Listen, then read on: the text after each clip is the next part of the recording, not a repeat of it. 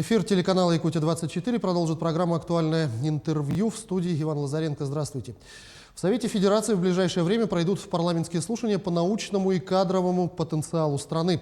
Будут обсуждать состояние науки, тенденции развития и инструменты роста. Будет уделено большое внимание состоянию региональной науки. Об этом мы и поговорим с гостьей нашей студии. Это Римма Галушина, член Комитета Совета Федерации Федерального собрания России по науке, образованию и культуре. Римма Федоровна, здравствуйте, я приветствую вас.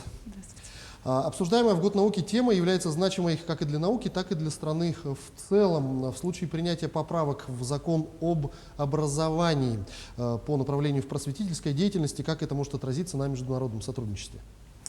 Ну, я, наверное, начну с того, что данный закон, он как раз закрепляет понятие просветительской деятельности, и ни в коем случае он не отрицает научную деятельность. То есть у нас сейчас на самом деле очень много желающих похайповать на отрицании этого закона, но вникнуть в него и понять его, к сожалению, не все стремятся. Поэтому, конечно же, я скажу, что этот закон направлен на упорядочение просветительской деятельности. Конечно, государство должно мониторить этот процесс, потому что это наше будущее, это наши с вами дети, это наше с вами настоящее. Ну да, действительно, в свое время было очень много негативных комментариев, но надеюсь, что люди, разобравшись, все-таки поймут необходимость и целесообразность принятия этого закона. Конечно, мы отделяем науку от политики в данном случае. Якутск сегодня – это один из научных центров не только нашего региона, но и Дальнего Востока в целом, чем на самом деле мы очень гордимся. На ваш взгляд, как можно помочь развитию региональной науки у нас в стране? Вы знаете, на самом деле вопрос очень актуальный не только для Якутии, вообще для всех субъектов. И сейчас, конечно, большое внимание и исполнительная, и законодательная власти уделяют именно развитию региональной науки. Буквально вчера на правительственном часе в Совете Федерации выступил Дмитрий Николаевич Чернышенко, который рассказал о перспективах развития и укрепления как раз региональной науки. У нас одна из таких основных проблем – это то, что у нас частенько научные кадры не доходят до производства. И вот нам сейчас как раз в наших регионах нужно сформировать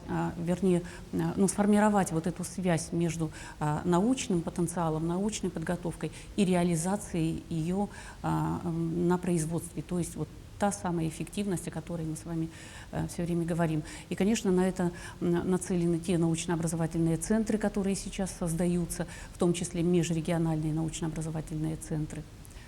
А скажите, а с чем вот такая ситуация связана, что наука до производства не доходит? Это все-таки со стороны науки нежелание в производство идти, или со стороны производства непринятия науки, или невозможность, скажем так, технического принятия каких-то новшеств?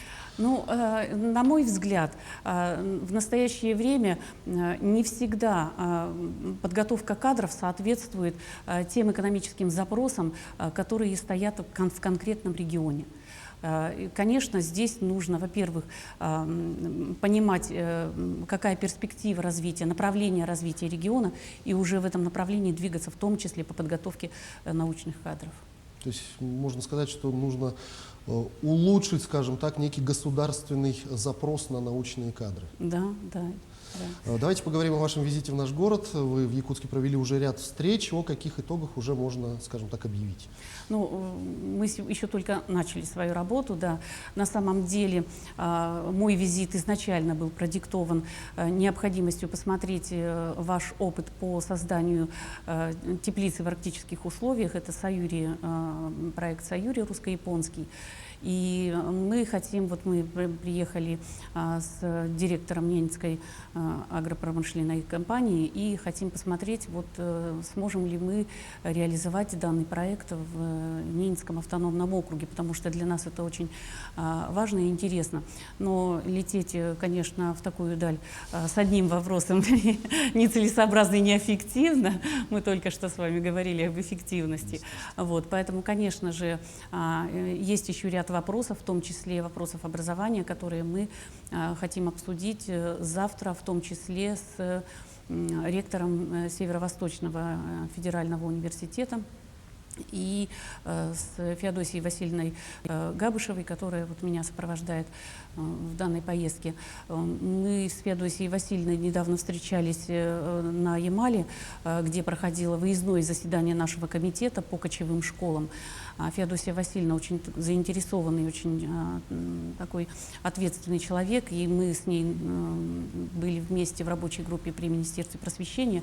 И вот сейчас я надеюсь, что по итогам уже непосредственно нашего выездного заседания этот вопрос мы все-таки закроем.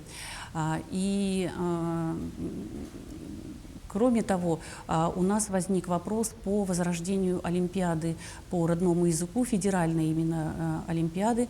Я встретилась в Москве с проректором МГУ Татьяной Владимировной Картава, которая, ну, в общем, можно сказать, курирует данное направление. И мы обсудили возможные механизмы реализации этого направления. И вот как раз мы завтра планируем согласовать это все вот с ректором вашего Северо-Восточного федерального университета. И это как раз позволит нашим детям, которые знают и любят родные языки, получить преференции при поступлении в различные вузы. Здесь речь идет не только о филологических специальностях, но нам нужны специалисты и в других направлениях, которые знают родной язык, знают культуру, традиции своего народа. В последнее время все чаще уделяется внимание Арктике. Не секрет, что нет-нет, да и появляются какие-то белые пятна в различных сферах. Скажите, как поддерживается образование в арктической зоне у нас в стране? Какие преференции, может быть, существуют для преподавателей, для детей, проживающих в арктической зоне, и нужны ли эти преференции? Конечно, эти преференции нужны, и они существуют, но они существуют в каждом регионе свои.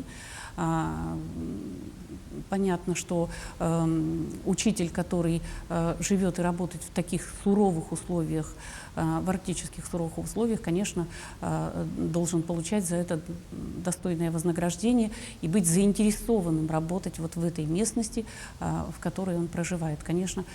И я думаю, что и у вас тоже, в вашей республике тоже есть, ну не думаю, я знаю, что в вашей республике тоже есть дополнительные гарантии педагогам, работающим особенно в сельской труднодоступной местности. Ну, а в перспективе нет ли каких-то, может быть, идей, которые уже обдумываются, чтобы еще больше, скажем так, усилить приток желающих трудиться и работать в Арктике? Ну, земский учитель, конечно, эта программа тоже направлена как раз на привлечение учителей в сельские территории, ну, конечно, в том числе в арктические регионы.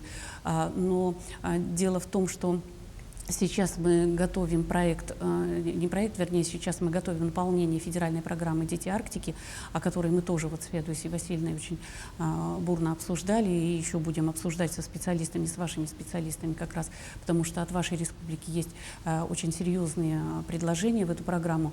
И вот как раз в этой программе тоже следует предусмотреть вот эти преференции. Ну и продолжая арктическую тему, для сохранения оленеводства очень актуальным остается до сих пор вопрос кочевых школ. Скажите, в каких регионах у нас в стране такая система образования наиболее развита, кому нужно подтянуться? Ну вот недаром мы проводили свое выездное заседание, посвященное этой теме на Ямале, потому что как раз на Ямале есть 22 организации, образовательные организации, которые оказывают данную услугу. И это и детские сады, и начальные школы. Вот, потому что мы прекрасно понимаем, что кочевое образование — это все-таки эффективно на начальной ступени образования. Основная школа и средняя школа — это, конечно, все-таки стандартное обучение или совмещенное с удаленным. То есть в любом случае, в любом случае, да. Поэтому мы говорим все-таки о начальной школе, чтобы было понимание. Вот, мы посмотрели опыт Ямала, он на самом деле очень серьезный и интересный, и его действительно стоит распространять и учитывать при создании кочевых школ в субъектах арктических. И я думаю, что в ближайшее время мы эту работу как раз и будем проводить. Ну, вот еще такой вопрос. Как вы относитесь к инициативе установить возраст, который разрешает трудоустройство детям, в 12 лет? Может ли эта инициатива быть принята законодательно, или это все-таки поспешное какое-то предложение, и 14 лет пока достаточно? Я думаю, что этот вопрос надо обсуждать. Надо обсуждать в первую очередь с родительской общественностью.